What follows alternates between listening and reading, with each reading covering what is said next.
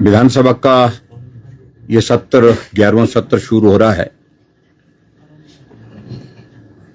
और अब की बार इस सत्र के शुरू होने के साथ बहुत सारा कंफ्यूजन है, क्योस है। पहले तो इसी बात को लेकर के स्पष्ट नहीं हो पा रहा था कि क्या ये बजट सत्र है। अगर बजट सत्र है तो बजट प्रस्तुत कब होगा। मात्र 3 दिन के सत्र की नोटिफिकेशन अभी तक जारी की गई है, 16, 17, 18। और हिमाचल प्रदेश के इतिहास में शायद पहली बार इस प्रकार से ये स्थिति आई है कि विधायक अभी तक स्पष्ट नहीं हो पा रहे हैं कि हमारे को प्रश्न देने का इस वक्त जो हमारा शेड्यूल जो जारी होता है उसको हम दे पाएंगे या नहीं दे पाएंगे, प्रश्न पूछ पाएंगे कि नहीं पूछ पाएंगे, प्रश्नकाल होगा या नहीं होगा, नोटिस जिन इश्यूज पर डिस्कशन के लिए देना चाहते हैं वो नोटिस एक्सेप्ट होंगे कि नहीं होंगे। अभी आज की अगर बात कहें तो आज महामहिम राज्यपाल महोदय जी का अभिभाषण होगा और जो परंपरा रही है, जो कन्वेंशन रही है, उसके अनुसार हिमाचल प्रदेश में महामहिम राज्यपाल के अभिभाषण प्रस्तुत होने के बाद हाउस एडजॉर्न होता है और दूसरे दिन फिर सदन की कार्यवाही शुरू होती है। और सदन की कार्यवाही महामहिम राज्यपाल महोदय जी के अभिभाषण के बाद, ठीक है, प्रश्नकाल होता है, लेकिन उसके बाद सीधे अगर चर्चा होती है तो महामहिम राज्यपाल जी के अभिभाषण पर चर्चा होती है। लेकिन अब की बार राज्यपाल जी के अभिभाषण के पश्चात आज ही हाउस को रीअसेंबल करने के लिए कहा गया है। ऑब्जर्वेशंस होंगी, वो भी आज ही होंगी। उसके बाद कुछ विधायी कार्य वो भी आज करेंगे और उसके बाद पार्लियामेंट्री अफेयर मिनिस्टर की ओर से एक प्रस्ताव जो है वो विधानसभा के अंदर लाया जाएगा। मैंने अभी जो बैठक थी, जो सर्वदलीय बैठक थी, जो स्पीकर साहब ने बुलाई थी, मैंने उनके समक्ष और पार्लियामेंट्री अफेयर मिनिस्टर के सामने इस सारी बात को रखा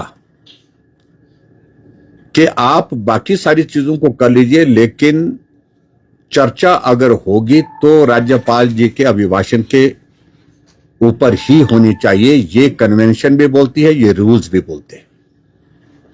लेकिन वो आमदा हुए पड़े हैं कि रेजोल्यूशन होगा और रेजोल्यूशन होगा तो उस पर चर्चा करने के लिए भी उनका मन नहीं है और सीधा उसको प्रस्ताव को पारित करने में हम बिना चर्चा के तो सवाल ही पैदा नहीं होता। तो इसलिए हमने कहा कि आप मुख्यमंत्री जी के साथ जाकर के पुनः बैठ लीजिए और बड़ा विपक्ष का सभी सदस्यों का मानना है कि सरकार के कहने पर सदन की मर्यादा, हाउस के जो हमारा जो कन्वेंशन है, जो रूल्स है, उनको तार तार होने नहीं दिया जाएगा।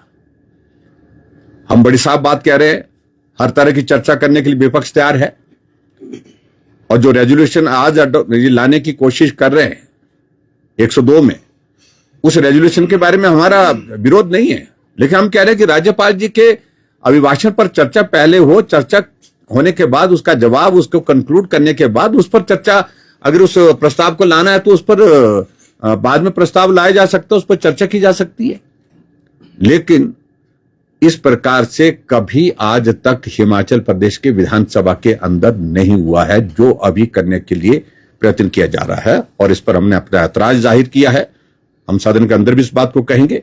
हमने ऑल पार्टी मीटिंग में जो अभी बुलाई थी उस पर अपनी बात रख दी है कि इस पर पुनः विचार करिए। हमारा विधायक दल एक मत है कि महामहिम राज्यपाल जी के अभिभाषण पर जब तक चर्चा समाप्त नहीं होती तब तक बीच में और कोई चर्चा नहीं होनी चाहिए। सर, लेकिन विधानसभा अध्यक्ष ने सर्वदलीय बैठक के बाद बिल्कुल साफ तौर पर इस बात को कहा है कि इस तरह के प्रेसिडेंट इससे पहले भी रहे हैं और वोट ऑफ थैंक्स से पहले अगर कोई आवश्यक इस तरह का स्टेट और उसके उसमें आता है तो चर्चा की जाती है। बहुत रेयर है, रेयरेस्ट केसेस में है। एक बार हाउस एडजॉर्न किया गया था, वो सिर्फ एक ही सूरत में किया था जब कोविड चला था, और वो भी विपक्ष की सहमति से किया था।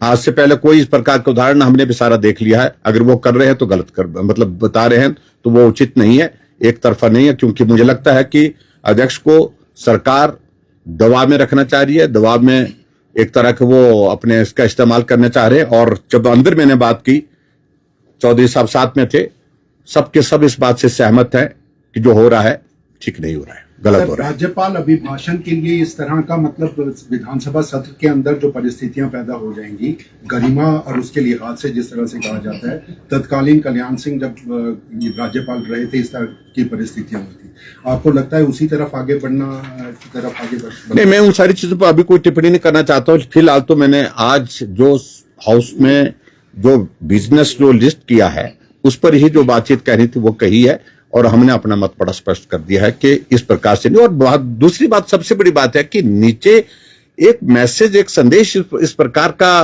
हो रहा है कि अफरा तफरी का एक माहौल खड़ा हो गया, यानी कि एक तरह का असमंजस की स्थिति बनी हुई है।